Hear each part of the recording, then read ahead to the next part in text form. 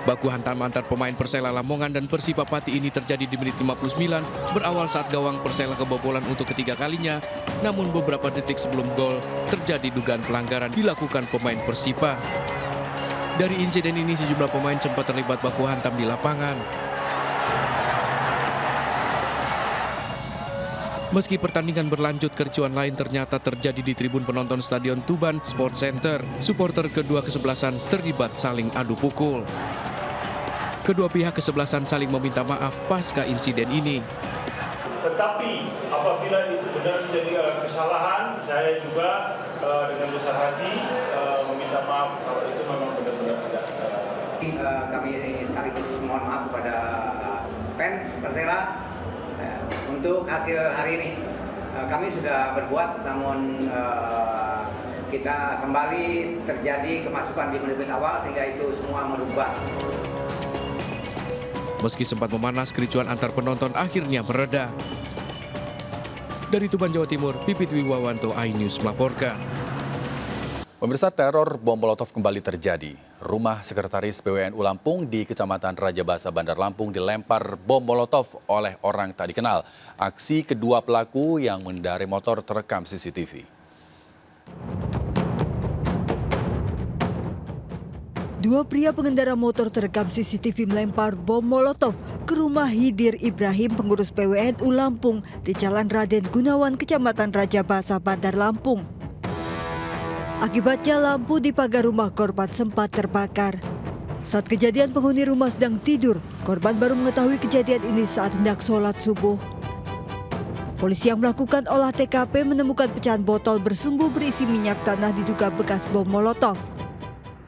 Orang yang melempar botol, kalau disebut sama kita itu istilahnya bom Molotov lah. Itu dilemparnya di depan sini, Bang? Di depan rumah, pas Di tembok pagar Dewa? ya kebetulan kena juga salah satu lampu ini depan, nah kemudian juga percikannya masuk ke pelataran baik yang jalan. Dengan membawa barang bukti botol bekas bom Molotov, polisi masih menyelidiki pelaku dan apa motifnya. Dari Bandar Lampung, Provinsi Lampung, Andres Afandi, iNews melaporkan. Polisi menggelar olah tempat kejadian perkara lanjutan kasus kecelakaan maut bus Handoyo di ruas tol Cipali yang menewaskan 12 penumpang. Penyebab kecelakaan diduga akibat bus minim pengereman saat melaju kencang. Sopir bus telah ditetapkan sebagai tersangka. Laka lantas.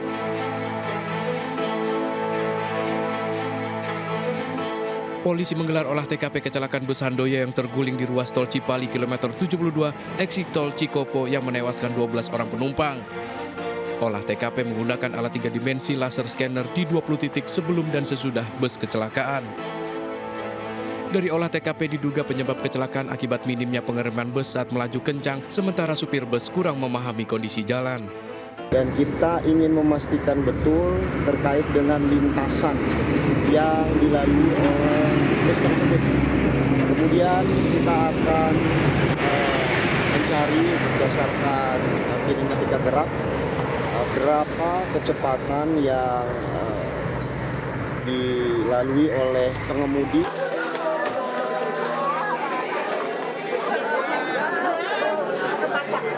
12 orang korban kecelakaan bus Handoyo ini telah dimakamkan, 3 diantaranya merupakan satu keluarga asal Magelang, Jawa Tengah, Masudi Wijoto, istrinya dan cucunya. Isak tangis keluarga terjadi saat pemakaman ketiga korban di TPU Desa Salam, Kecamatan Grabak. Saat kejadian, anak bungsu Masudi yang berusia 13 tahun selamat. Sedianya korban Masudi hendak ke rumah anaknya di Jakarta untuk liburan.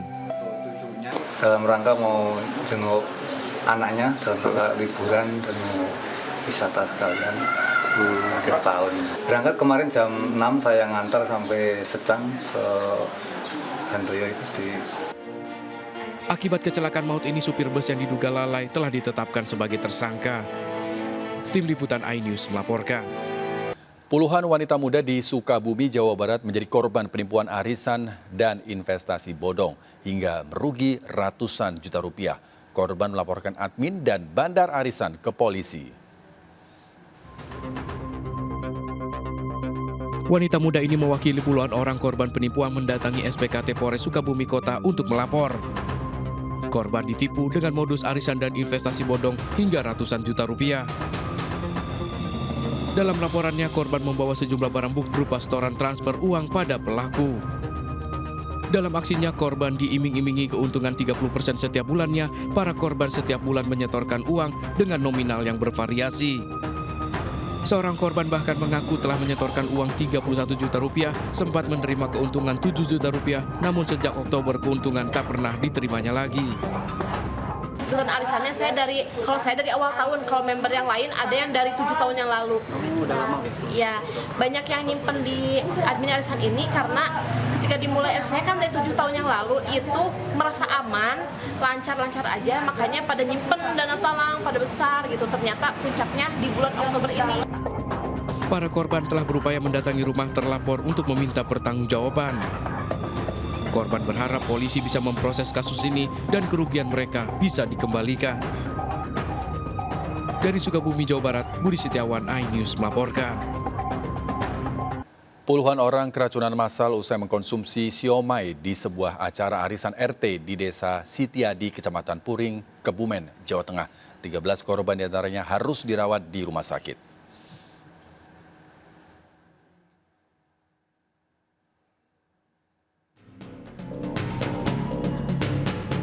Puluhan warga Desa Sitiadi, Kecamatan Puring, Kebumen dilarikan ke puskesmas dengan gejala mual, muntah, dan diare. 13 diantaranya bahkan harus dirujuk ke rumah sakit. Para korban mengalami gejala keracunan sehari setelah mengkonsumsi siomay di acara arisan yang digelar di salah satu rumah warga. Dia cuma pakai aja, terus malamnya makan itu, paginya dia diare. Langsung diare itu gitu? Iya, diare, sorenya dia mulai demam, terus panas terus, malamnya terus muntah. Tim Inafis Polres Kebumen telah mendatangi rumah pedagang siomay untuk mengambil sampel bahan makanan dan akan diuji di laboratorium. Dari Kebumen, Jawa Tengah, Joy Hartoyo, iNews melaporkan. Sebuah mobil mewah terjebak di jalanan yang tengah dicor warga di kawasan Palembang, Sumatera Selatan. Warga telah memperingati pemilik mobil yang memaksa melintasi jalan. Inilah kondisi mobil mewah plat nomor Jakarta yang terjebak di jalanan yang tengah dicor semen oleh warga. Kejadian ini terjadi pada Jumat malam pekan lalu saat warga Jalan Macan Lindungan, Ilir Barat, Kota Palembang tengah memperbaiki jalan dengan dicor. Warga telah memperingatkan pengendara untuk tidak melintas karena jalanan masih basah. Namun pemilik mobil memaksa melintasi jalan. Hingga terjadi cekcok dan mobil terjebak di lokasi selama 3 jam. Mobil berhasil dievakuasi setelah pemilik bersedia mengganti kerusakan yang dilakukan. Jadi pakai otak nih. Terdampak abu vulkanik Gunung Anak Krakatau, warga Pulau Sabesi, Lampung Selatan mendapatkan bantuan ribuan masker. Warga juga diimbau menghindari radius 5 km dari Gunung Anak Krakatau. Aktivitas Gunung Anak Krakatau meningkat beberapa hari terakhir. Imbasnya warga Pulau Sabesi, Lampung Selatan terdampak abu vulkanik Anak Krakatau. Bahkan berdasarkan data PVMBG, kolom abu vulkanik sempat mencapai ketinggian 1000 meter. Salah satu wilayah terdekat Anak Krakatau, Desa Tejang, Pulau Sabesi, Kecamatan Raja Basa. Setiap harinya abu vulkanik mencapai permukiman mereka. Dari hasil pemeriksaan kesehatan, warga mengalami gangguan kesehatan seperti batuk pilek dan iritasi mata akibat terdampak abu vulkanik Anak Krakatau. Kondisi ini dikeluhkan warga lantaran warga kesulitan beraktivitas. Untuk mengurangi dampaknya, aparat membagikan bantuan 1.500 masker dan 150 buah kacamata face shield serta memberikan pelayanan kesehatan. Iya, sangat dirasakan benar. Pedih itu Pak kalau kita naik motor ya, berjalan begini kalau nggak ada masker atau kacamata, terganggu itu. Benar itu. Dirasakan di rumah-rumah juga itu abu itu luar biasa itu. Mengingat dalam beberapa hari terakhir ini terjadi erupsi Gunung Krakatau sehingga membuat debu-debu abu ini terkena angin di wilayah Sulawesi. Selain diimbau untuk menggunakan masker dan face shield, Warga juga diimbau menghindari radius 5 km dari Gunung Anak Krakatau. Dari Lampung Selatan, Lampung, Heri Kulistiawan, iNews melaporkan. Antrian ratusan kendaraan truk mengisi BBM jenis solar terjadi di sejumlah SPBU di Kabupaten Bone, Sulawesi Selatan. Pemprov Sulawesi Selatan telah menerjunkan tim untuk mengetahui penyebab kelangkaan solar. Antrean panjang ratusan kendaraan dan truk mengisi BBM solar ini terjadi sepanjang hari di sejumlah SPBU di Kabupaten Bone, Sulawesi Selatan. Beberapa sopir truk bahkan harus rela bermalam di kendaraan demi mendapatkan solar. Kondisi ini sudah terjadi dalam 2 pekan terakhir dan belum ada solusinya. PJ Gubernur Sulawesi Selatan menginstruksikan tim pengendali inflasi daerah untuk menyelidiki penyebab kelangkaan BBM. BBM, saya pantau beberapa SPBU khususnya di Bone itu terkendala waktu antrian panjang sampai bermalam itu terkena masyarakat. Ini ada apa? Besok saya nanti bersama tim pelasi provinsi akan mengecek langsung ke Pertamina. Kelangkaan BBM di Sulawesi Selatan diharapkan bisa terselesaikan sebelum meningkatnya perjalanan penumpang antar kota saat libur Natal dan Tahun Baru. Dari Kabupaten Bone, Sulawesi Selatan, Leo Muhammad Nur, iNews melaporkan. Pemirsa, sempat dirawat intensif di RSUP Dr. M. Jamil Padang. Seorang korban erupsi Gunung Marapi, Zafira Zahrim Febrina, meninggal dunia. Video korban yang tertutup abu vulkanik sempat viral di media sosial meminta tolong dievakuasi. Dengan meninggalnya korban, jumlah korban meninggal akibat erupsi Marapi menjadi 24 orang.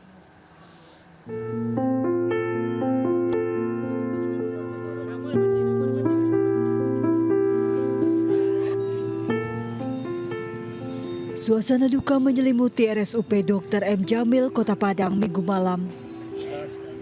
Ratusan kerabat dan rekan Zafira memadati lokasi. Zafira Zahrim Febrina atau Ive, mahasiswi D3 Teknik Sipil Politeknik Negeri Padang pendaki Gunung Marapi, meninggal dunia. Ive menjadi korban meninggal ke-24 akibat erupsi Marapi setelah sempat dirawat intensif selama 2 minggu di ruang ICU RSUP Dr. M. Jamil, Kota Padang.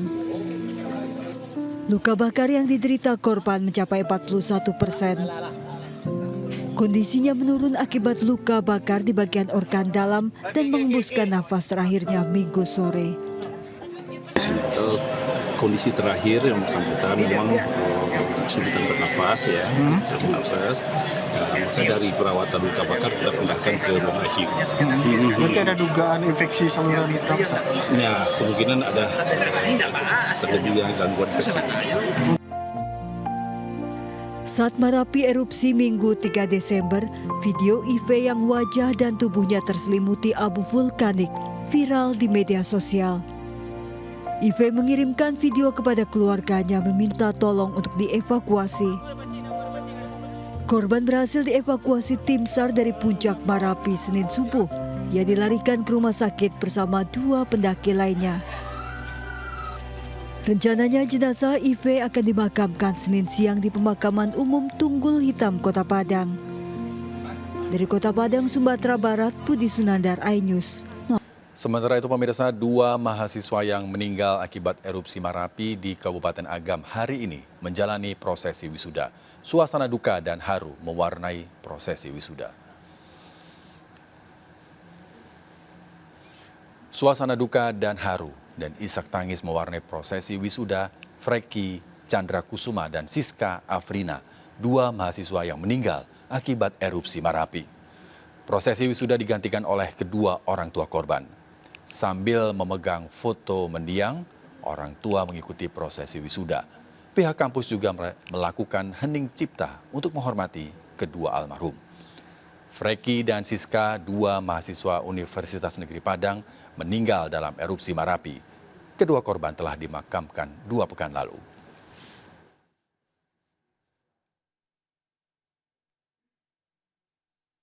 Pemirsa, beredar video mobil pengawal rombongan Capres Anies Baswedan mengalami kecelakaan di Aceh Timur. Mobil polisi ringsek di bagian belakang. Video berdurasi kurang dari 30 detik ini viral di media sosial. Kecelakaan terjadi di Jalan Lintas Nasional Desa Paya Demam, Kecamatan Pantai Bidari, Aceh Timur, Aceh. Mobil polisi yang ditumpangi pasukan Brimob ringsek di bagian belakang. Tidak ada korban dalam kecelakaan ini. Belum ada keterangan penyebab pasti kecelakaan. Akibat kecelakaan, arus lalu lintas sempat macet beberapa menit dan tidak menghambat perjalanan Capres Anies Baswedan untuk menghadiri Haul Akbar di Masjid Ba'alawi. Hari kampanye, Ganjar Pranowo menginap di rumah warga di Desa Kretek, Wonosobo, Jawa Tengah. Kehadiran Ganjar di tengah permukiman disambut antusias ratusan warga. Kehadiran Ganjar di tengah warga Desa Kretek, Wonosobo, Jawa Tengah mendapat sambutan hangat ratusan warga yang berebut untuk mendekat atau bahkan sekedar berjabat tangan. Warga mengaku tak menyangka Ganjar akan menginap di permukiman mereka di Desa Kretek, Wonosobo. Sejak kampanye, Ganjar memang kedapatan sering menginap di rumah warga untuk berdialog, mendengar permasalahan sekaligus menyerap aspirasi warga. Kebiasaan yang selalu dilakukan Ganjar ini membuat Ganjar tampil sebagai pemimpin yang dekat dengan rakyat dan tanpa sekat. Usai menyapa warga Desa Kretek, Ganjar dijadwalkan akan menuju ke Pasar Induk Wonosobo untuk berdialog bersama para pedagang, terutama terkait melonjaknya harga sejumlah komoditas pokok di pasaran. Lebih banyak ngobrol tentang kondisi keseharian ya. Nah tadi Pak Ustadz yang saya tempati, sehingga beliau bercerita soal kondisi masyarakat yang ada di sekitarnya, soal sekolahan, tadi kalau aktivitas sosial begitu yang disampaikan. Menarik sih, selalu ada yang luapan-luapan emosi, kalau gembira diekspresikan gembira, kalau protes diekspresikan protes gitu. Sementara itu, istri Ganjar Pranowo, Siti Atikoh, mengawali hari ini dengan senam bersama dan mendatangi Pasar Besar Madiun, Jawa Timur untuk menyerap aspirasi warga. Kehadiran Siti Atikoh disambut antusias warga. Usai bersafari di Semarang dan Solo, Jawa Tengah, Siti Atikoh Ganjar melanjutkan safari politiknya ke Kota Madiun, Jawa Timur. Mengawali pagi, Siti Atikoh Ganjar mengikuti senam bersama 3.000 warga Madiun. Kehadiran Siti Atikoh disambut antusias warga di lapangan Gulun Kota Madiun untuk senam bersama. Kurang lebih 3.000 massa mengikuti senam bersama Siti Atikoh.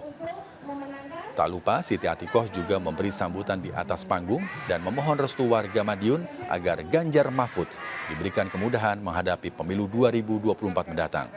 Usai senam bersama, Siti Atikoh Ganjar juga mendatangi pasar untuk berdialog dan menyerap aspirasi warga.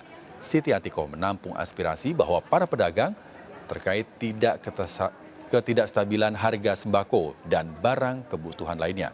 Siti Atikoh meminta dukungan warga agar Ganjar Mahfud menang sehingga nantinya dapat mewujudkan kestabilan harga melalui keseimbangan produksi, suplai, dan permintaan. Ribuan masyarakat Kabupaten Aceh Timur berdesakan menyambut kedatangan calon presiden nomor urut 1 di Masjid Ba'alawi di Kecamatan Simpang Ulim. Kedatangan Capres nomor urut 1 Anies Baswedan disambut ratusan jamaah dan ulama karismatik Aceh termasuk Abu Mudi Simalanga. Kunjungan Anies ke Masjid Ba'alawi Aceh Timur untuk menghadiri Maulid Nabi Muhammad dan haul ketiga Habib Muhammad Al-Atlas. Dalam orasi politiknya, Anies berjanji akan membawa keadilan untuk Indonesia dan khususnya Aceh, mengingat jasa Aceh bagi Indonesia. Acara orasi diakhiri dengan deklarasi mendukung Capres dan Cawapres Anies Muhaimin. Sementara itu, calon presiden nomor urut 2 Prabowo Subianto berziarah ke makam Bung Karno di Kota Blitar, Jawa Timur. Prabowo Subianto beserta rombongan berziarah ke makam Bung Karno di Jalan Insinyur Soekarno, Kota Blitar, Jawa Timur. Di depan pusara sang proklamator, Prabowo dan rombongan berdoa untuk mendiang Presiden pertama Indonesia. Dalam ziarah, Prabowo juga ditemani sejumlah petinggi partai koalisi pengusung Capres-Cawapres nomor urut 2. Salah satunya Ketua Umum Partai Demokrat Agus Harimurti Yudhoyono. Usai ziarah, ke makam Bung Karno, Prabowo melanjutkan kampanye ke Gedung Olahraga Soekarno-Hatta, Kota Blitar.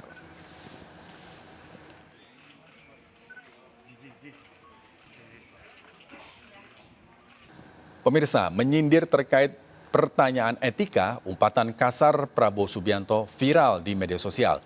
Umpatan ini dinilai sejumlah pihak ditujukan kepada Capres nomor urut 1, Anies Baswedan, yang sempat mempertanyakan putusan MK yang memberi sanksi kepada mantan Ketua MK Anwar Usman atas dugaan pelanggaran etik yang dilakukannya.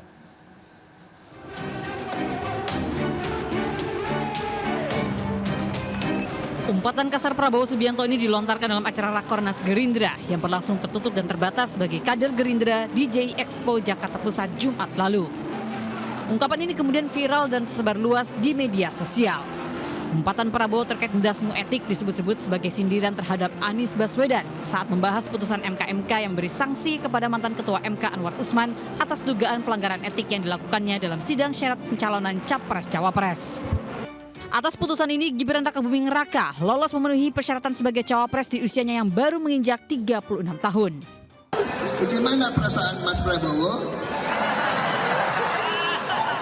soal etik? Enggak semua etik. Anies Baswedan memang berbicara terkait etika hukum dalam debat perdana Selasa lalu di kantor KPU RI. Pertanyaan Anies inilah yang dinilai menyulut sindiran kasar Prabowo dalam ungkapan ndasmu etik. Pada tanggal 25, Pak Prabowo mendaftar ke KPU sebagai pasangan calon presiden, calon wakil presiden. Sesudah keputusan MK. Dan kemudian di MK dibentuk MK yang hasilnya mengatakan bahwa terjadi pelanggaran etika berat yang menyebabkan keputusan yang dibuat oleh MK secara etika bermasalah. Kemudian Bapak punya waktu sampai dengan tanggal 13 November. Karena di situ adalah waktu terakhir untuk mengambil keputusan bila ada perubahan. Sesudah Bapak mendengar bahwa ternyata pencalonan persyaratannya bermasalah secara etika, pertanyaan saya, apa perasaan Bapak ketika mendengar bahwa ada pelanggaran etika di situ? Menanggapi umpatan Prabowo Subianto yang viral di media sosial, juru bicara Prabowo Dhanil Anzar membantah dan mengatakan kalimat ndasmu etik hanyalah candaan Prabowo ke kader partai. Menurut Dhanil, hubungan Prabowo dengan kedua capres baik Anies Baswedan maupun Ganjar Pranowo terjalin dengan baik. Oleh karenanya, kalimat yang dilontarkan sebagai bentuk candaan terhadap orang dekat. Sementara itu, menanggapi ungkapan kasar dilontarkan oleh Prabowo Subianto, Anies di Aceh Timur menyatakan bahwa etika memang dimulai dari kepala. Menurut Anies, jika kepala tidak mengikuti etika, maka jajaran di bawahnya juga akan melakukan hal yang sama. Tim Liputan iNews melaporkan. Partai Perindo kembali menyerahkan bantuan ambulans untuk warga Kota Medan sekaligus menyerahkan manfaat klaim asuransi di Sekretariat Pemenangan Caleg DPRD Dapil 3 Kota Medan, Tengku Rian Novandi. Partai Perindo juga terus menunjukkan kepeduliannya terhadap kesehatan masyarakat dengan membantu pasien kanker lidah di Medan, Sumatera Utara.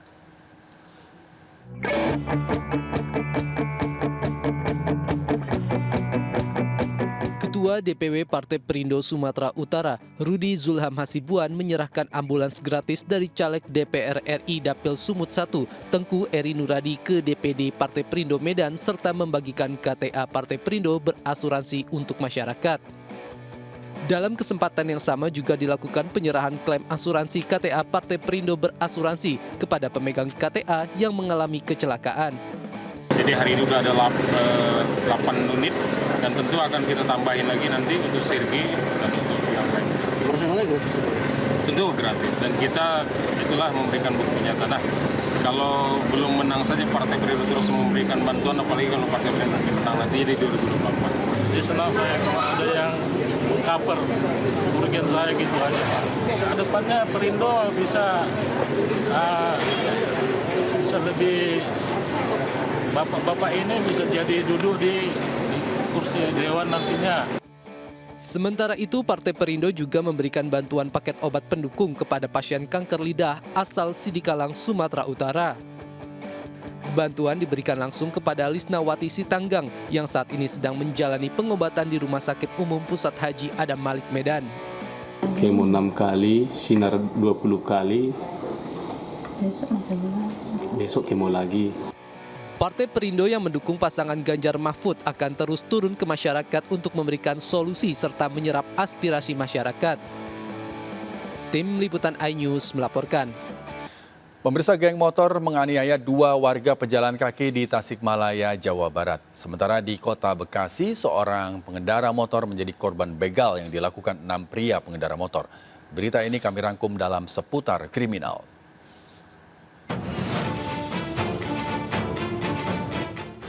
CCTV merekam aksi begal pengendara motor di jalanan sepi di Kota Bekasi, Jawa Barat. Pelaku diperkirakan berjumlah 6 orang menggunakan 3 motor mengancam korban dengan senjata tajam saat mengambil paksa motor korban. Polisi kini memburu para pelaku.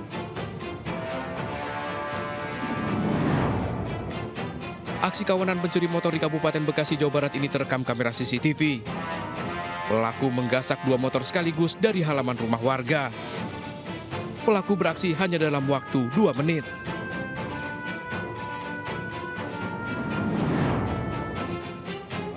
Penggerbekan mobil mewah di garasi rumah di Desa Rintis, Kabupaten Labuan Batu Selatan viral di media sosial. Mobil ini disebut warga digunakan untuk mencuri sapi di perkebunan. Kedua pelaku telah diamankan polisi.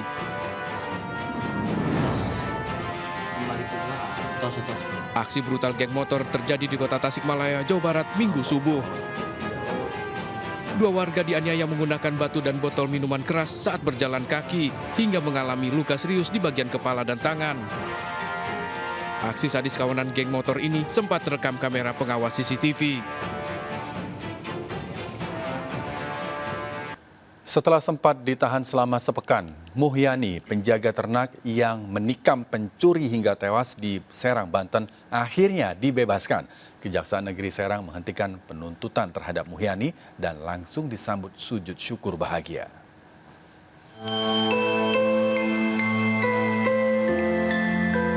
Muhyani, penjaga ternak yang menikam pencuri hingga tewas, akhirnya dibebaskan. Muhyani yang dalam kondisi masih sakit keluar dari rutan dijemput keluarga dengan haru bahagia. Istri Muhyani bersyukur suaminya bebas, bahkan kejaksaan resmi menghentikan perkara pidana yang menjerat suaminya. Saat tiba di rumahnya di Kampung Ketileng, Kelurahan Triti, Kecamatan Walantaka, Kota Serang, Muhyani langsung sujud syukur.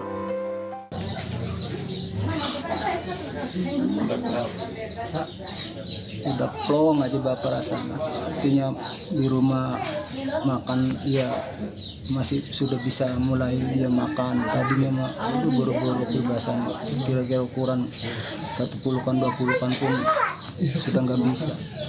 Jadi setelah mendengar ya perkembangan kayak begini, alhamdulillah.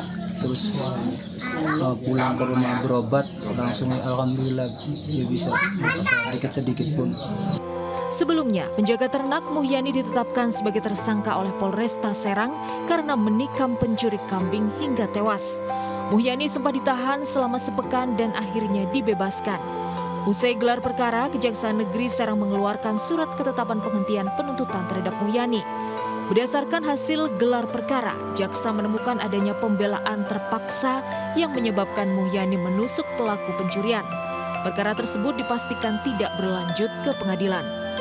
Usai bebas, Muhyani mengaku akan menjalani kehidupan sehari-hari seperti biasa sebagai peternak, penjaga kambing, sekaligus pekerja serabutan untuk menghidupi keluarganya.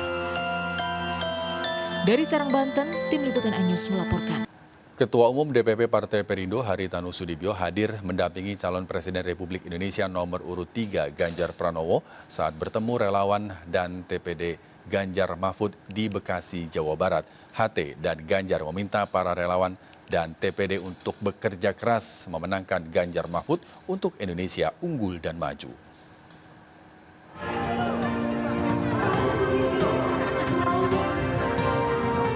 Ratusan relawan, kader dan tim pemenangan daerah Ganjar Mahfud Bekasi hadir di Gedung Rudang, Bekasi, Jawa Barat untuk mendengarkan arahan dari Ketua Umum Partai Perindo Haritanu Sudibyo serta Capres Ganjar Pranowo. HT dan Ganjar membakar semangat para hadirin agar bisa memaksimalkan memenangkan Ganjar di Bekasi dengan menyebarkan rekam jejak keberhasilan Ganjar Mahfud dalam memimpin. Kita senang karena ini kunjungannya ditemani Ketua Umum Perindo. Penting banget agar mereka terbiasa mengerti, apalagi yang pertama memilih ya. Maka saya mintakan agar ada simulasi membawa surat suara, mereka latihan nyoblos dan mereka akan paham. Karena itu yang akan masuk dalam memori mereka. Mudah-mudahan tidak salah. Bukan yang pertama kali, sudah berkali-kali ya. Dengan Pak Ganjar, Pak Mahfud sudah berkali-kali. Akan lebih bagus kan kalau misalnya partai sama bukan hanya TPN ya, tapi unsur partai, pimpinan partai dengan paslonnya Pak Ganjar, Pak Mahfud bersama-sama itu lebih solid. Antusias, saya lihat sangat positif. Ya, jadi saya sangat yakin Ganjar Mahfud akan menang di Kota Bekasi. Para relawan dan tim pemenangan daerah semakin termotivasi dan siap untuk memenangkan Ganjar Mahfud di Pilpres 2024 mendatang. Tim Liputan iNews melaporkan. MNC Group resmi terpilih menjadi official broadcaster UEFA Euro 2024 yang akan digelar Juni hingga Juli 2024 mendatang. Dalam konser selebrasi launching Euro 2024, pemain sepak bola dunia Charles Puyol dan Marco Materazzi ikut hadir dan memberikan coaching klinik. Menyambut gelaran Euro 2024, RCTI menggelar konser selebrasi launching yang diselenggarakan Minggu malam. Acara ini diramaikan sejumlah bintang tamu termasuk dua pemain legenda sepak bola dunia, Marco Materazzi dan Charles Puyol.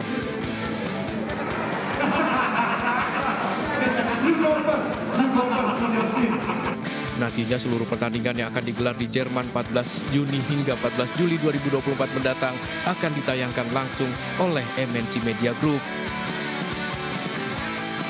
RCTI sebagai official broadcaster perhelatan Piala Euro 2024 juga menggelar coaching klinik dan fun match bersama selebriti tanah air termasuk melibatkan Marco Materazzi dan Charles Puyol. Dari Jakarta, tim liputan iNews melaporkan.